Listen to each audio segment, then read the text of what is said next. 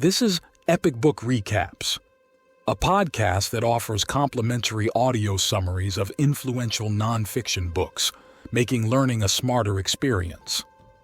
Moonwalking with Einstein by Joshua Foer, B.A.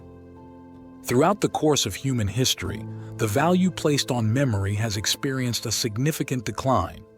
In recent times, many of us struggle to remember even the simplest things, such as important dates like birthdays or the location of our car keys, which we often tend to misplace. This is a stark contrast to earlier eras, where humans didn't exhibit the same level of poor attention span that seems to have plagued our present generation. Indeed, memory was not just an asset in those times. It was viewed as the most important resource for humanity's survival and progress. In contemporary times, we have become reliant on writing to record information, rather than committing it to memory. This was not the case prior to the invention of writing and other forms of visual representation. Humans had no choice but to depend solely on their ability to memorize information for survival.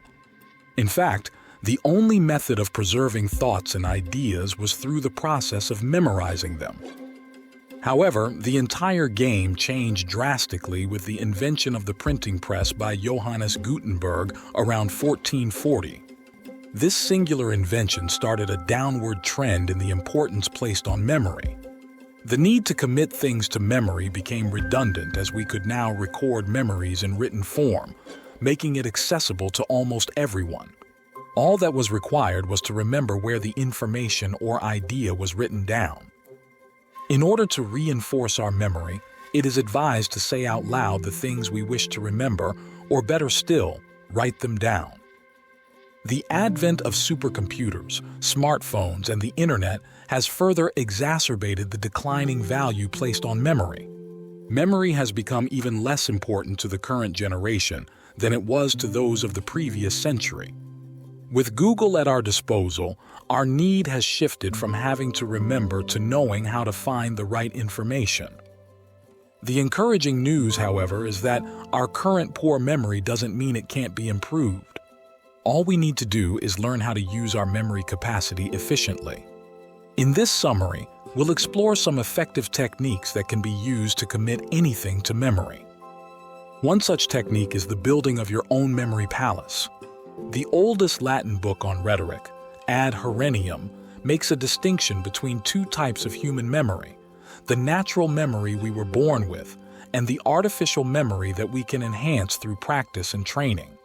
The memory palace technique works with our artificial memory, images of things you want to remember, and places that store these images. This technique works by creating a mental space which is then filled with images representing the things you want to remember. For instance, the memory palace technique can be used to remember a long list. Here's an example of how to do it. Start by visualizing a place you are very familiar with. Your childhood home, for instance. Imagine yourself standing on your porch and envision the first thing on your list lying next to your door. Let's use a chocolate bar as an example. To make the image vivid, imagine smelling or tasting it. Then imagine walking into your house and seeing the next thing on your list on the carpet.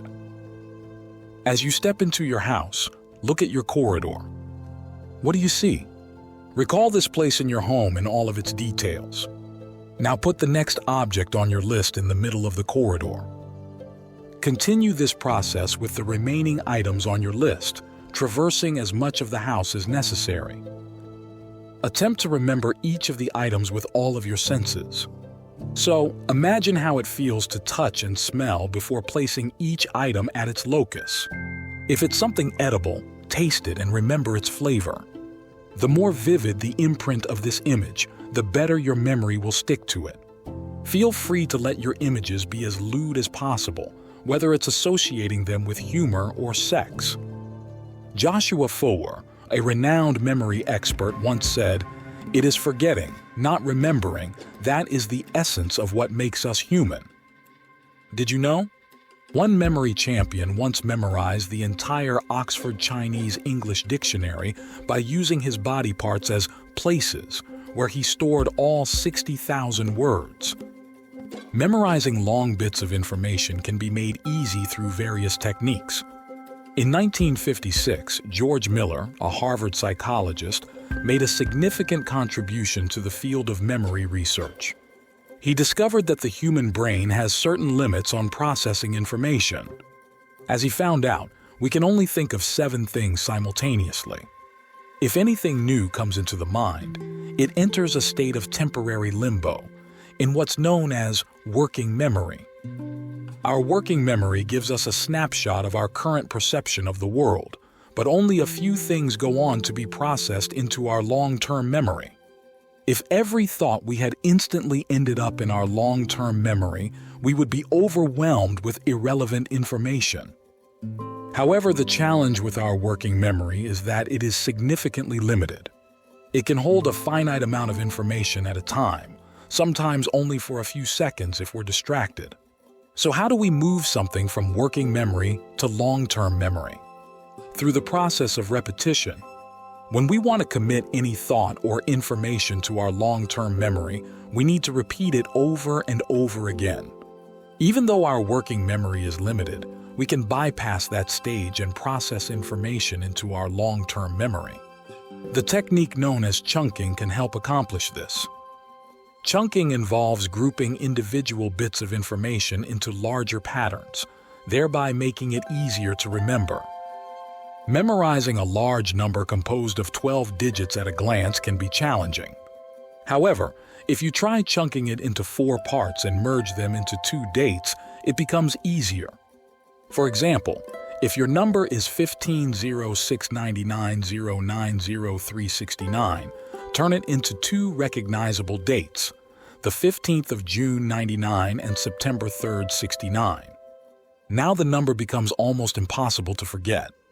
Chunking can help you process the information into your long-term memory by turning it into easily memorized patterns. The same principle can be applied to letters. Memorizing 15 letters as a continuous string, such as right up, left down, is much more complicated than splitting it into separate chunks, right, up, left, down, and taking it from there. When it comes to remembering information, one of the things most people find difficult is other people's names. Remembering names, especially after a fleeting initial encounter, can be a challenging task. Fortunately, there is a simple trick for making names more memorable. Try associating the sound of a given name with a clear and bright image in your mind. This exercise involves working actively with your sensory memory. Create a visual association between the person's face and their name. If you try to recall their name later on, the image tied to the visual representation of this person's face should trigger their name in your memory. Joshua Foer once said, "Memory is like a spider web that catches new information. The more it catches, the bigger it grows. And the bigger it grows, the more it catches." To delve deeper into how this technique works, let's examine the Baker-Baker paradox.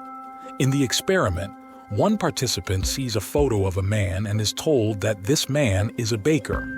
Another participant is told that the man's last name is Baker. After several days, both participants see the photograph again. The researcher asks each for a word they associate with this man in the photo.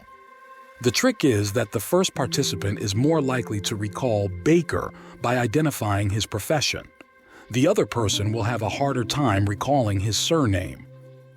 We are more likely to forget words through a surname link, despite seeing the same picture and hearing the same word. Different methods of remembering produce different results. Why is this so? If you are told that a man is a baker, it is much easier for you to conjure up many images related to his profession. Whether you imagine the smell of fresh bread or his early working mornings at the bakery, many mental pictures come into your mind. This vivid image makes the associated fact much easier to remember. The only link you have with the word baker is recalling that person's face or facial expression. No images come to mind, making it easy for the name to slip from our short-term memory. So, if a man introduces himself as Reagan and you want to remember his name, Imagine him carrying a huge ray gun during your first meeting. By coming up with straightforward visual associations, names become easier to remember. You can use your imagination to aid your memory. But how do you memorize something as abstract as poetry or long texts? According to Joshua Foer, there are two general strategies for committing lengthy, abstract text to memory: methodical and emotional. The methodical memorization strategy involves using images to represent each word or sentence in a lengthy text. For instance, to memorize prose and poetry, follow these steps. Firstly, read a set of lines to understand its essence and meaning. Then create an image that encapsulates that set of lines. Assign this image to a specific place in your memory palace.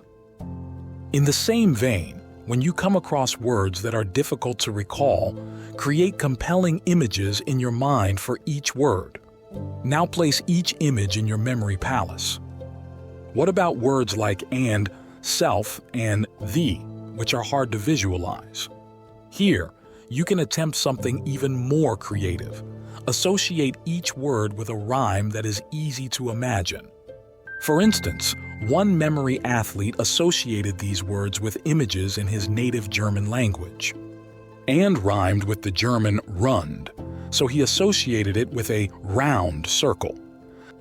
The drew an association with a knee, rhyming with the German nigh. A more advanced technique for memorization dates back to the 14th century when an English mathematician invented the syllable method. It starts by chunking the word into syllables, coming up with a word that begins with the same syllable and then connecting it to an image. So, for example, the word winter can become something like winning territory if you associate it with a picture of a king winning new territories for his kingdom. The second method for memorizing long texts is the emotional strategy. Instead of linking words to images, you connect them to your feelings. The technique is similar. Split a longer text into several chunks and then associate smaller pieces with different emotions. Drashel, another memory athlete, uses this method to associate longer texts with the emotions she experiences when reading them. The emotional strategy is especially useful for memorizing poetry, as it evokes a range of emotions that can be easily associated with certain lines. You can imagine how the writer feels, whether it's joy or sorrow, and use it to connect back to your memory. Apart from chunking, there's another interesting technique you can use to memorize numbers, harnessing the power of your memory palace. This technique is known as the major system. The major system is a code used to convert numbers into consonant phonetic sounds, which we can then turn into words and vivid imagery for easy storage in a memory palace. Here is the code. 0 equals S, Z, C. 1 equals T, D. 2 equals N. 3 equals M. 4 equals R. 5 equals L. 6 equals N, G, J, Z, H, C, H. 7 equals K, Q, U. 8 equals F, V. 9 equals P, B. So, for instance, 43 would become RM, 44 would be RR, and 45, RL. You can then add vowels to these two letters to create meaningful words. For example, 43 could be imagined as a room, 44 could be a tiger saying R, and 45 could be a rule. Similarly, 83 could be fame, while 65 could be a cherry. If you need to remember a longer number, you can extend these strings. This is how you can quickly transform 1521-4 into a calendar or 230981 into a man drinking his cup of tea. This is how the major system actively engages the power of your imagination, by creating a story through association. When it comes to remembering huge strings of numbers like the entire number of pi, contestants of the USA Memory Championship use a more sophisticated technique known as the Person-Action-Object (PAO) system. The PAO system implies that every two-digit number is associated with the image of a person performing a particular action with an object. For instance, the number 44 could be Thor, a person, hammering, an action, a hammer, an object. Similarly, 28 could be visualized as David Beckham kicking a soccer ball, or 32 as Picasso painting the Mona Lisa. If you need to remember a longer number, you can combine all of it. For example, the person from the first number performs an action from the second with the object from the third. That's how 44, 28, 32 can quickly become a strange but easily recognizable image of Thor kicking the Mona Lisa. Within the PAO system, you don't have to come up with primary associations. You just memorize what each number corresponds to. But once you do, unique combinations spring up in your head whenever you try to represent and remember a longer number, creating a powerful association through a story. In ancient times, the art of memorizing was highly valued, given that the only way to preserve and pass on information was through memorization. There were no alphabets for the visual representation of words, nor were there notes and pens. To transmit ideas, one first had to remember them. However, with the invention of writing, we began to use it as a crutch to avoid memorizing. This led to the idea of books being seen as tools to aid our memory, eventually replacing memory. Prior to 200 BC, all texts were strings of words that ran together in a continuous series of capital letters. Writing was primarily used as a tool to help the writer memorize information. Reading was ineffective if you didn't already know what you were reading. However, with the advent of the internet and supercomputers, our reliance on memory has further reduced. We now have access to a vast collection of written-down memories, making it easy for us to retrieve information without needing to remember it. With the right search terms, anyone can access a wealth of information online. Fortunately, our memory capacity isn't fixed. By using the techniques and practices outlined in this summary, you can expand your mnemonic capacity beyond what many people can imagine and achieve extraordinary memory skills. Here's a practical tip for you. Utilize images and emotions to your advantage. Whenever you want to memorize something, such as a text, break it down into segments and assign each part a vivid image or emotion. This will make whatever you wish to retain more memorable and easier to recall. You can also try each memorization method described in this summary and see which works better for your memory.